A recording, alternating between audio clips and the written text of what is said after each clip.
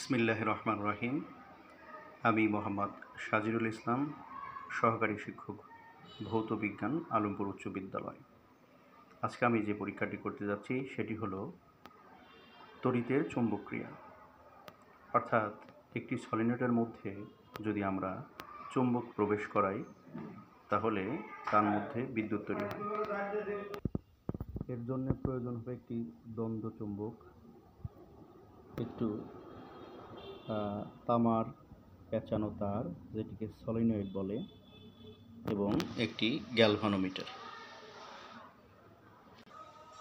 প্রথমেই মোটর বাঁধানো তার এভাবে পেঁচিয়ে একটি কুণ্ডলী আকৃতি তৈরি করে নিতে হবে, যেটিকে আমরা সলিনয়েড বলছি। এই ক্ষেত্রে প্যাচ সংখ্যা বেশি হলে চৌম্বকত্বের পরিমাণ বেড়ে যাবে। সেখান থেকে কয়েলের এক প্রান্ত গ্যালভানোমিটারের কালো অংশের সাথে এবং একটি অংশ মাঝখানের লালের সাথে সংযোগ দিতে হবে। এরপর আমরা যদি চুম্বকটাকে এই কয়েলের মধ্যে প্রবেশ করা এবং বের করি, আমরা দেখব এখানে গ্যালভানোমিটার বিক্ষেপ দিচ্ছে।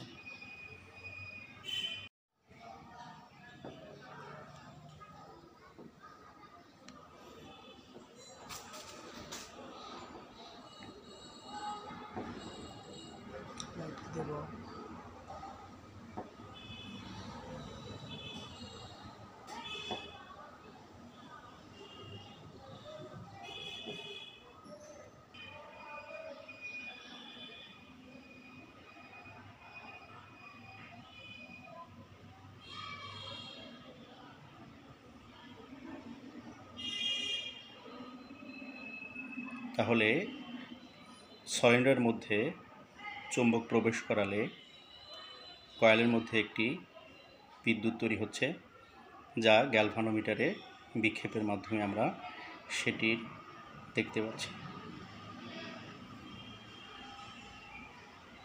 এটি হলো একটি জেনারেটরের বেসিক, অর্থাৎ কোনো তামার কয়েলের মধ্যে চুম্বক বা চুম্বকের মধ্যে যদি কয়েলকে আমরা ঘোরাই, সেখান থেকে বিদ্যুৎ তৈরি হয়। ধন্যবাদ।